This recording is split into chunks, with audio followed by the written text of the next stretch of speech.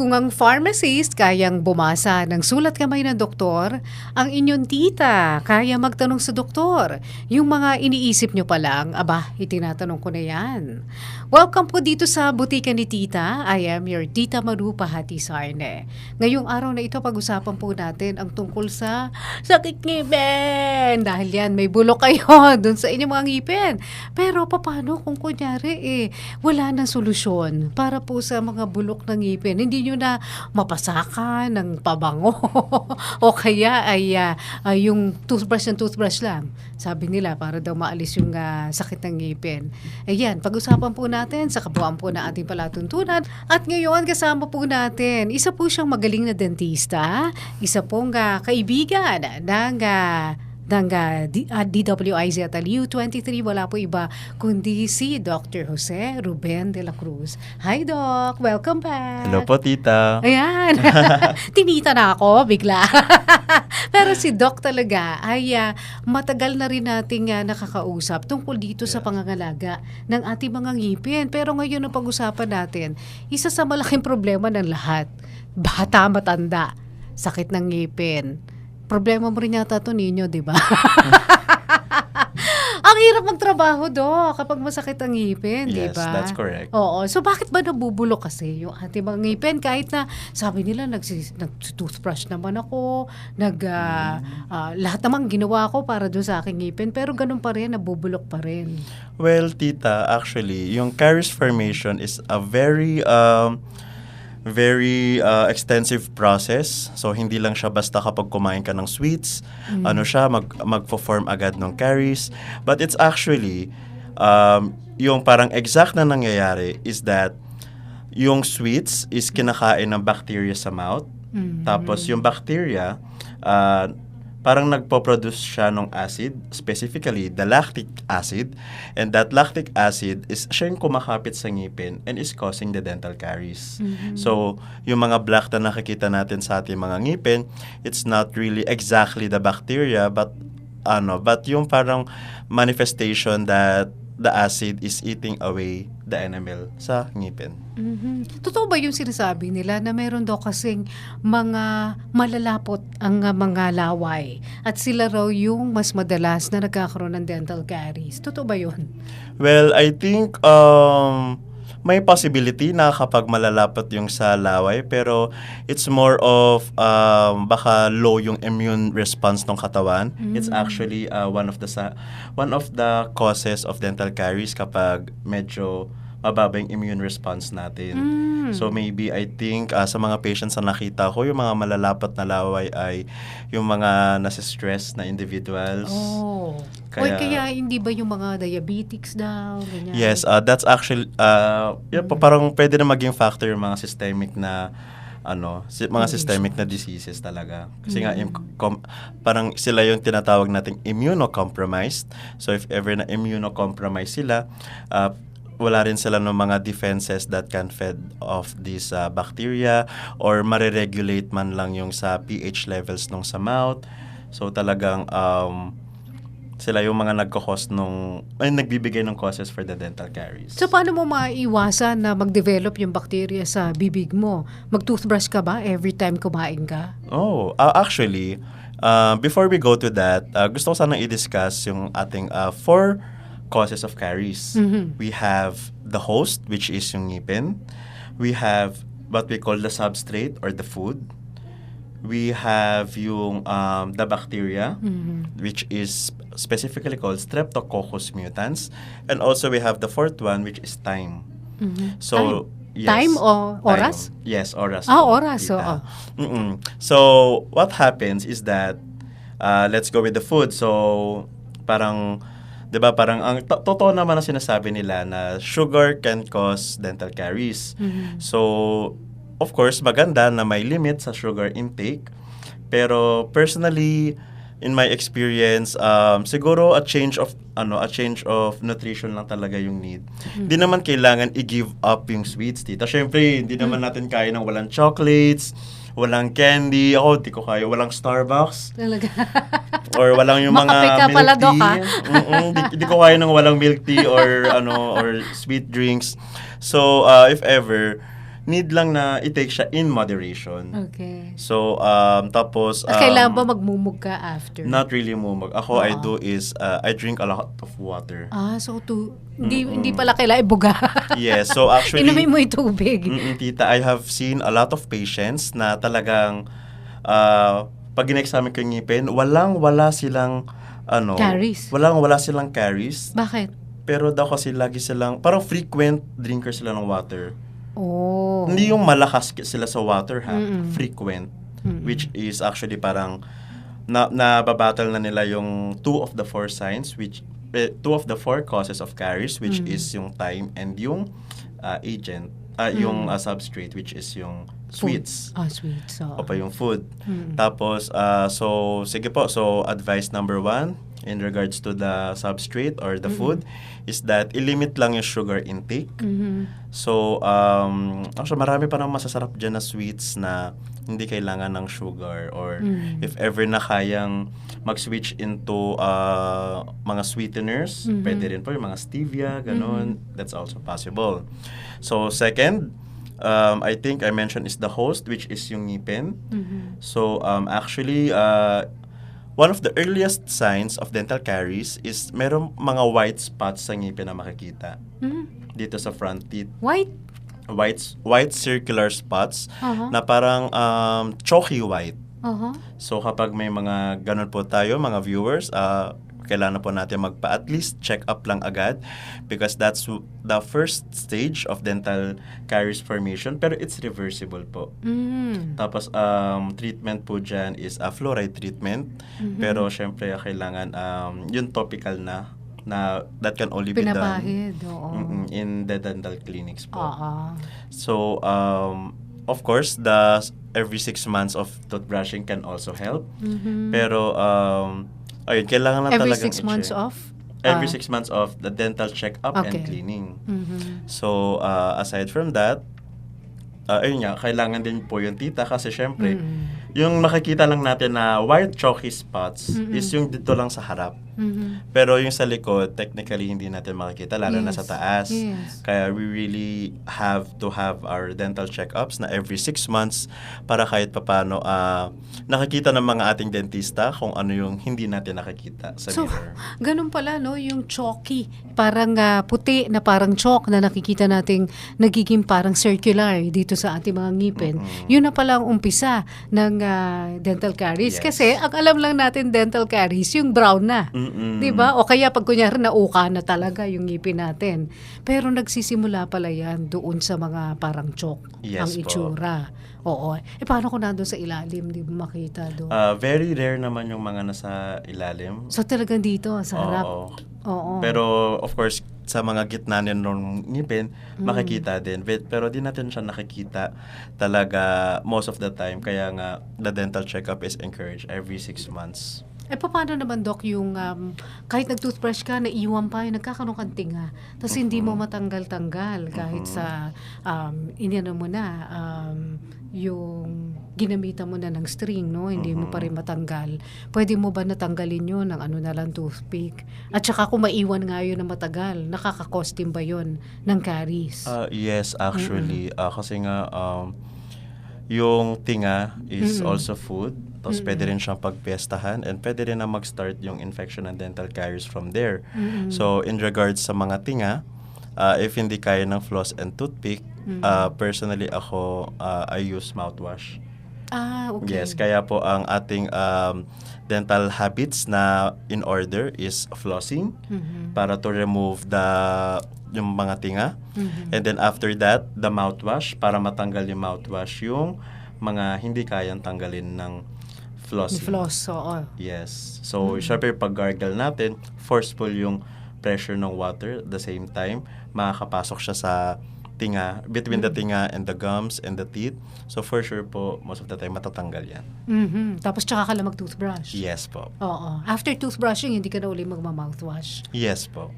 Hindi, wala na. Kahit Wala na na lang, po. gargle na lang It's, ng tubig. yes po, parang it's really mouthwash first before the toothbrush. Kasi if ever na uunahin po natin yung toothbrush before the mouthwash, tendency is matatanggal ng mouthwash yung toothpaste solution na nilagay natin sa ating teeth. Oo.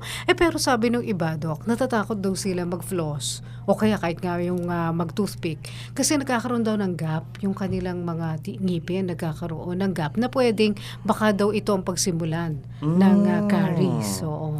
Actually, in regards to the gap, hindi actually permanent yung gap na nagagawa natin while flossing. Mm. So ako po minsan nakagawa ako nung parang gap, pero kasi if para maging permanent yung gap, kailangan continuous yung force. Mhm. Which is actually one of the things na naaaral namin as an orthodontist.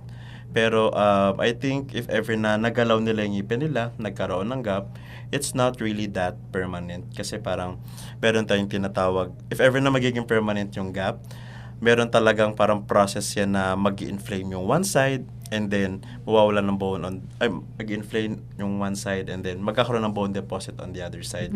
Pero that is a continuous process. So at least on that part, I can assure you na hindi magiging permanent yung gap unless may nasirang buto. Pero I doubt na may makakasira ng buto using floss. Magugulat ako if may nangyari na gano'n. Sobra naman yung floss mo. Bakal ba yan? So yun sabi mo, mga 4 na factors yan na nagsisimula ng tooth decay. Yes. Yung time, anong ibig sabihin mo doon sa time? Sa Doc? time, it means if ever na napabayaan yung white chalky spots, doon lang siya nag-grow. So parang hindi siya, parang ano siya parang updated siya na time is also a factor. Kasi parang kumbaga if walang igagawin na intervention, of course, parang hindi na siya na pipigilan mag-spread. Oh, okay. Kasi yung iba, ang akala nila, Doc, kapag sumakit lang yung ngipin, tsaka lang nila napapansin na, ay, may sira pala yung ngipin ko. Pero pag kunyari, walang sumasakit Hindi Basta, nila. nakikita lang nila. Basta ba nakita mo ba? Na, kasi di ba lalo na yung sa bagang? Ano yan kulay puti. Usually yan So ano yung mga initial stages na nasisira na siya? Meron bang kulay yun? Or Yes. puti rin ang itsura? Actually, yung sa front na teeth or yung dito sa gilid ng mga ngipin, yung early signs, yun yung sa chalky Chalky, white. oo. Pero yung doon sa gitna, yun yung may pagka-brown. Pero since kasi may mga maliliit na food particles na nasa stock din doon, and also yung acid tumatambay din doon sa loob ng mga crevices ng gitna ng ngipin natin. Yun So po. kulay brownish Yes. sa umpisa. Pwede pa ba ma-save yun kung kunyari nagsisimula na siya? Yes, opo, tita. Pwede naman talaga siyang ma-save. So, kapag sa ganun, kapag mga brown naman ang pag-uusapan natin, a quick trip to the dentist na pastahan lang, and that's it. Yun yung parang tatanggalin lang yung brownish part na yun hanggang hindi pa siya nagpe-penetrate dun sa ngipin mo Yes. mismo. Yes po. So yun yung nilalagyan ng pasta. Oo. Naku, speaking of pasta, okay lang daw bang malunok yung pasta? Kasi minsan natatanggal daw yan. Tapos minsan nalulunok nila. Yes, oo, it's perfectly safe naman. Actually, Oo. kahit din ngipin kapag nalunok, okay lang siya kasi syempre may mga acids naman sa katawan na kaya namang tunawin. Oo. Pero dati, Doc, ang pasta, may nilalagay sila may amalgam, di ba? At kung ano-ano pa.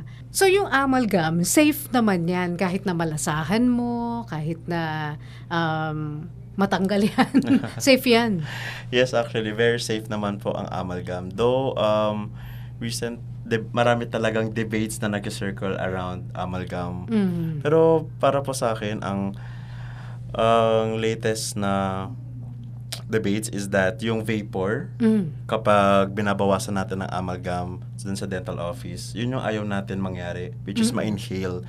Siguro if ma-digest, baka pwede pa, pero parang ang delikado is kapag na-inhale. Pag nasinghot niya, Yes po, napunta sa lungs exactly. niya, yung amalgam. Bakit, Doc? Ano ba meron dyan? Yung mercury kasi, ma'am, okay. yung as in kapag kasi yung amalgam, meron siyang yung gray na material, and also yung mercury, as in talagang yung nakikita mo sa lumang style na thermometer. So talagang minimix namin siya and pinapak sa sa ngipin. Para saan? Yun po yung amalgam preparation talaga. Okay. Preparation niya talaga yun. Pero it's safe po na I think wala naman talagang nangyaring case na nakakalunok kasi ang amalgam is hindi siya nagsishrink microscopically. Pero kasi yung mga nakalulunok lang na pasta are those yung composites. Composite ang ginamit. Oo. Yes. Mm. Yung tooth-colored. Mm-mm. Pero yung amalgam, if may natanggal na part ng amalgam, siguro mga chunks lang, Mhm. which is actually totally, of course, para sa akin, safe naman siya. Pero if ever na nagkaroon ng symptoms, of course, punta sa hospital.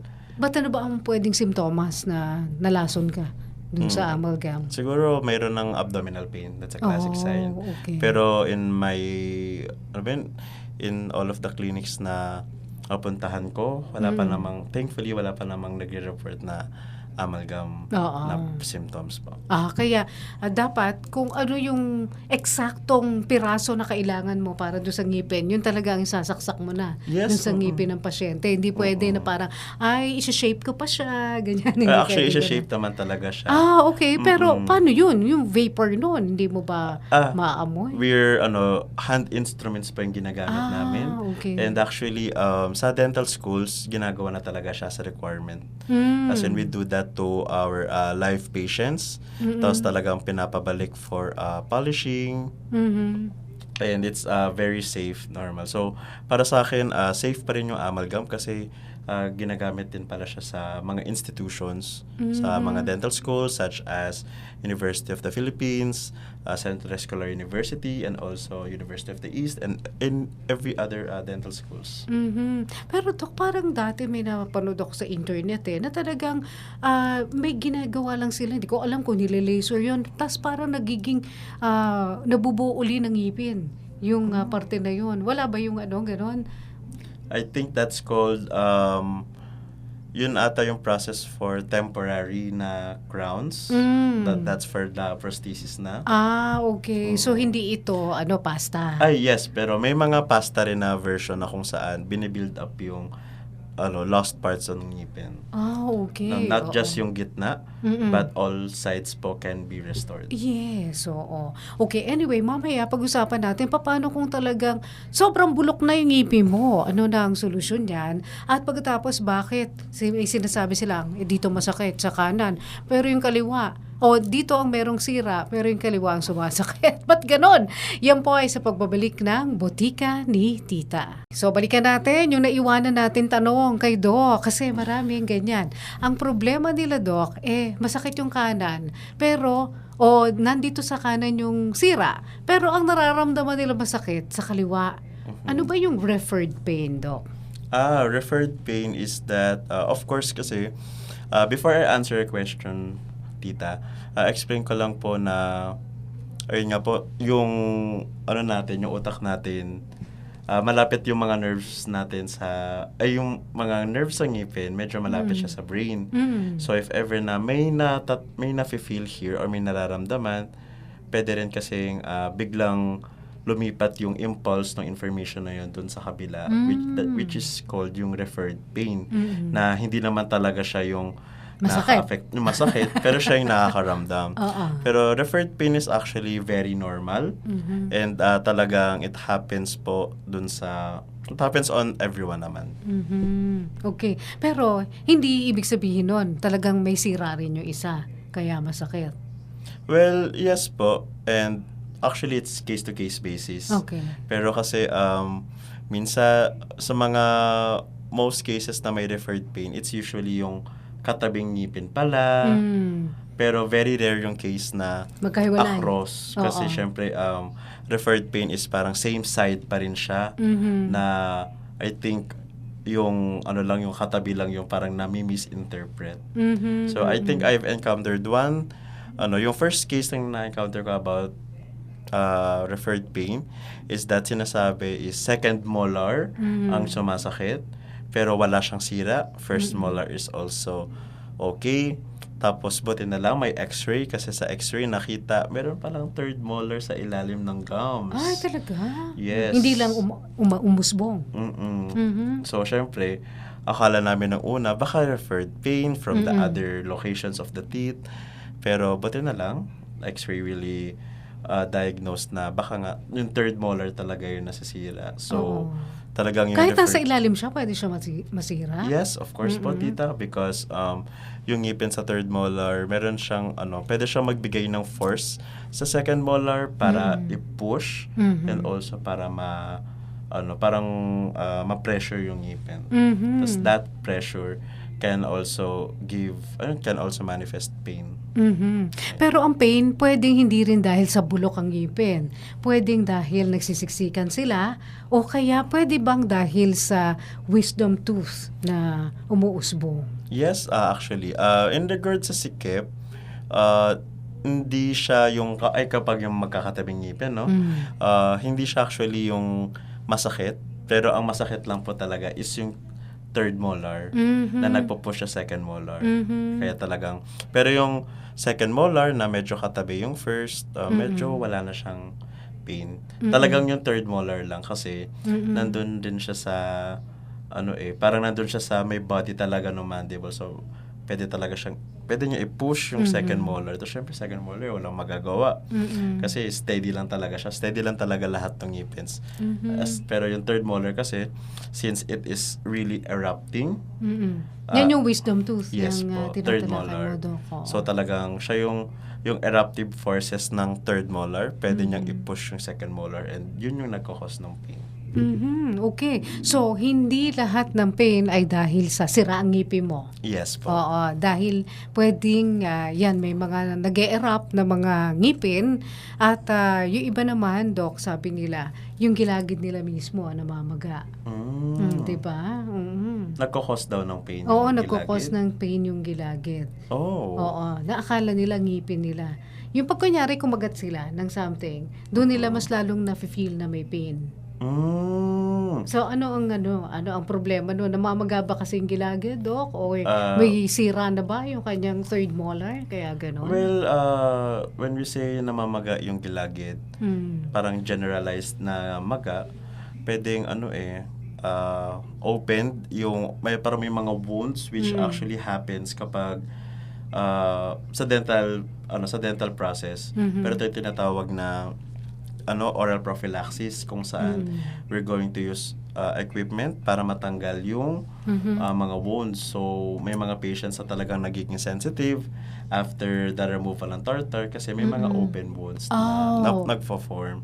Tapos kapag of course yung open wounds na nalalagyan ng mga other stimuli such as pag pinipress or kapag may uminom ng mainit, of course, doon na siya sumasakit. Oo, yan. Speaking of yan, yung sensitivity ng teeth. So, kapag sensitive ang teeth mo, not necessarily may sira yung ngipin mo. Yes po, tita. Oo. Not necessarily. Kasi meron mga rare cases na kung saan talagang medyo manipis lang talaga yung mga ngipin or may mga ibang ngipin na talagang mas mataas yung part parang mayroong mataas na part ng pulp. Kaya mas nakaka-receive siya ng stimuli. Pero parang more of anatomical differences lang naman. Oh, okay. So ano yan, papagawa mo ba sa dentist or iiba ka lang na iyong toothpaste? Well, changing the toothpaste helps. Meron talaga mga toothpaste na that can relieve sensitivity. Pero overall, since nga case-to-case basis siya, I think it's really best na we have our dental checkups para po makapag-formulate yung dentist ng treatment plan na tailored talaga doon sa anatomical differences of the patients. So ano ibig sabihin, Doc? Lalagyan siya ng bago enamel ba? O anong gagawin? Hopefully po, bagong enamel, pero I think that's not really possible. So, Ay, ganun. Yung mga nilalagyan ng veneers, Doc, sila ba yun? Para mawala daw yung sensitivity ng teeth? No. Hindi? Actually, mas nakapagpa-sensitive pa nga ata ang veneers. Kasi magbabawas kami ng a part of the tooth. Tapos of course, may chance na pwedeng, if hindi naalagaan yung veneers, pwede rin siyang another tambayan of the caries. Ay, wow! Nakikita ko yung mga sumasali sa mga beauty pageants, di ba? Talagang ang veneers. Talagang pag mga beauty pageant, talagang mini-maintain yan. Kaya talagang pag may nakita kang white na veneer, talagang siya, nagpapadentist talaga yung mga yan nang frequently. Kasi, Babantayan mo, baka magka-caries. Oo. mm-mm. So, paano yan? Bawal na silang kumain ng matatamis, ng... Well, pwede pa rin naman. Of course, Oo. kapag nag-veneers, pwede po kumain ng mga matatamis. Kaso nga lang, in moderation. So, parang talagang lifestyle change siya. So, sa mga diabetics like me, pwede rin na maging reinforcing habit na may, na talagang ililimit yung sugar para mawala ng caries. So, huwag ka na magkape, Doc, ha? Tsaka mag-milk tea. Hirap niya. Pero I'll try. Okay, pag-usapan natin yung iba pang mga problema po ng mga ngipin sa pagbabalik po ng Botika ni Tita. Po tayo dito sa Botika ni Tita, kasama po natin si Dr. Jose Ruben de la Cruz, isa pong dentista, at tinuturuan tayo kung paano natin aalagaan ang ating mga ngipin para hindi hahantong doon sa pagsakit. So talagang pinakamaganda nga, Doc, sabi mo, in moderation ang mga matatamis. Yes. Inom palagi ng tubig. Malaking factor yan para maiwasan na magkaroon ng mga sira ang ating mga ngipin. Siyempre, ang una, floss. Pagkatapos Yes. ay mouthwash. Yun. At siyempre, toothbrush. Gaano kadalas ang pagtutoothbrush? Well, if medyo busy talaga sa life, ako personally 2 times a day lang ako toothbrush before matulog and after matulog. Pero if kaya, 3 times is actually very good. Dapat may lunchtime na toothbrush. Yes po. So kung hindi, pwedeng mouthwash na lang in between. Yes, opo, of course, pwedeng mouthwash. Or at least lang i-gargle yung iniinom na water para naman kahit papano yung mga tinga. Oo. Sa mga tinga sa ng mga ngipin natin after kumain, ma-flush out. Basta importante lang walang naiiwan na mga dumi dun sa ating Yes po, ngipin tita. pagkakain. Very Oo. correct po. Okay, yung iba sabi nila, Dok, totoo ba na kapag kumakain ako lagi na maasim, magiging sensitive yung aking teeth? Kasi daw, magiging manipis daw yung enamel pag maaasim lagi ang kinakain. Like mangga. Totoo ba yun? Well, actually, depende yun sa frequency nung kinakain nung sa mangga. Pero, yes, I think it's possible na magiging sensitive kasi wini-wear off yung enamel. Tapos, of course, kasi ang enamel is siya yung nagsaseparate, siya yung parang nagsaseparate dun sa dentin, nung sa loob ng ngipin and dun sa environment. So, if ever na nawaware of yun, tapos yung dentin na ang nakaka-receive ng stimuli such as yung mga hot or cold, the next to the dentin kasi is yung pulp. So, kapag na-reach na sa pulp, Masakit? masakit na. Oo. Okay. Doon na magiging sensitive. So, if ever na nag-wear off nga yung enamel, of course, dahil din nga sa acid, talagang it's parang expected na. Lalo na yung mga mangga, no? Acidic. Parang, I think those are classified as citric. So, talagang naturally talagang wina-wear off niya. Ganun pala. Yes. So, dapat magmumug ka rin after eating mangga. Not really umumog, pero kahit drinking water lang. Para kahit paano, the last thing na mag-remain sa ating ngipin is yung water. Okay, Doc, paano naman yung brush ng teeth? Yung as in, 5 beses isang araw. Nakakasira rin ba ng ngipin yun? Yung sobrang brushing? Well, hindi siya nakakasira ng ngipin if done correctly. So, of course, as per our last live recording, kailangan talaga yung 45 degree na up-down motion. Kasi if ever man na ginawa natin while nakabite, yung right-left, yun, tapos 5 times a day pa, pwede tayo mag-form nung tinatawag na may mga classifications ng caries. So parang, yung mga caries na makikita natin dito sa likod, dun sa may gum area, talagang sila yung nagkakos nung Because of the friction. Yes po, tita. Biruin niyo That's yan. correct. Sobrang kala nyo linis ng inyong ngipin. Mas lalo nyo palang sinisira. Dahil sa friction na masyado. So, sabi nga ni Doc, twice or thrice a day, okay na. Yes po, na that's correct. toothbrush. At saka dapat hindi yung pag ganito, pag gilid. Dapat up and down motion. O kaya Up and down circular. motion kapag nakakagat. Oo. Pero kapag nakanganga na, saka lang yung right-left para para matamaan yung gitna ng ngipin. Pwede rin naman pala yun. Bag Oo. nakanganga. Pero kapag Oo. naka-close yung ngipin, of course, up-down po talaga. Ayan. Katulad ng mga nakikita natin sa commercial. Yes Okay. po. So, Doc, ano pa ang mga iba pang sumisira ng ating ngipin? Bukod doon sa mga nasabi mo, pagkain, o kaya ay yung hygiene mo, hindi ayos. Pagkatapos, yung time, yung panahon na napabayaan mo ang ngipin mo. I think hindi ko pa na-discuss is yung bacteria. Now, so, yung dental caries is actually caused by Streptococcus mutans, and siguro maka-help na nun is yung regulation ng bacteria is parang yun na yung tinatawag sa immune response. So, if ever nga na medyo malapot, edi more bacteria. Yeah. Medyo walang laway, edi walang bacteria. So, if ever na gustong i-manage din on the bacteria side, we can use mouthwashes po. Tapos yung mouthwash kasi are, you can use any kind of mouthwash, same lang naman sila. Pero ako, personally, I advise to use mouthwash na may tinatawag na chlorhexidine gluconate. Kasi yung chlorhexidine gluconate is yung parang golden standard of antimicrobe na chemical na pwede sa mouthwash na very effective.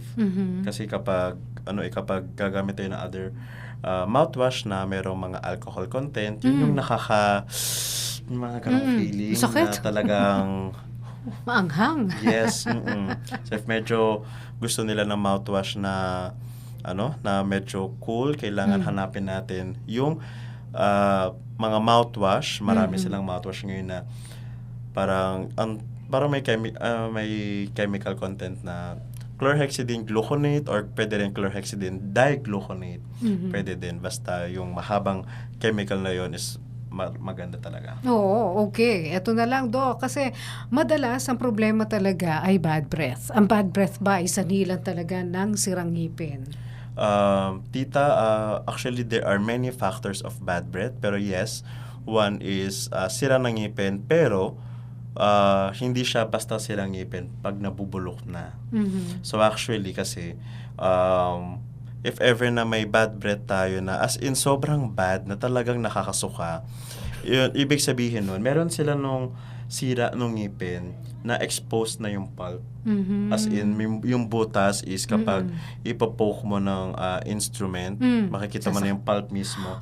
Yung pulp, yung patay na pulp, yun yung mabaho.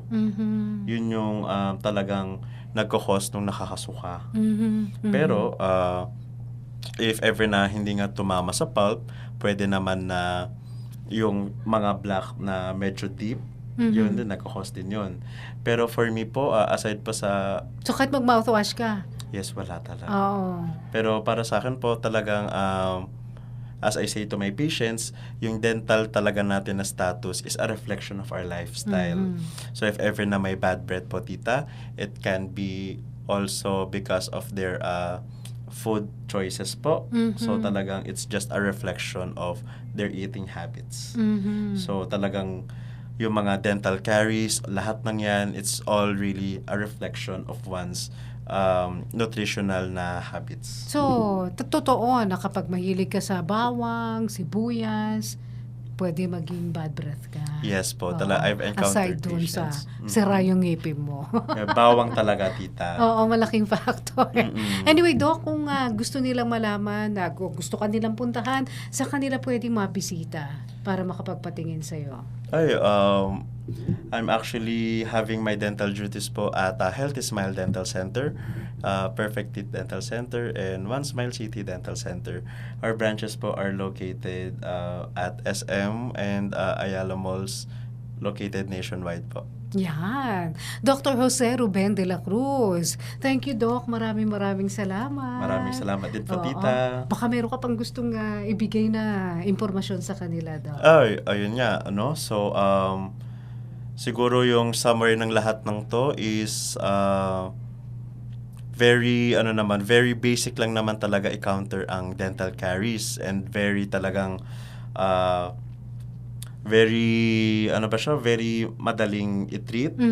So talagang aware naman kaming mga dentist. So wag kayong matakot sa mga dentista if magpapa-treat kayo ng dental caries because of course, mga dentista, pag, ano ba yun, kapag kahit nung estudyante pa kami, talagang natutuwa kami pag may nakikita kaming sirang ngipin kasi makakatulong na kami sa mga pasyente, nakakatulong pa kami sa amin. Yes, So of talagang course. dentistry is really a very fulfilling profession na talagang we're really ready to help you po in your dental caries problem. Yeah, nasa Ruben de la Cruz, isa pong dental medicine doctor. Thank you so much again, Doc. At syempre, basta sa tama ang reseta, dito lang po kayo sa Butika ni Tita. I am your Tita Maru Pahati Sarne. Bye!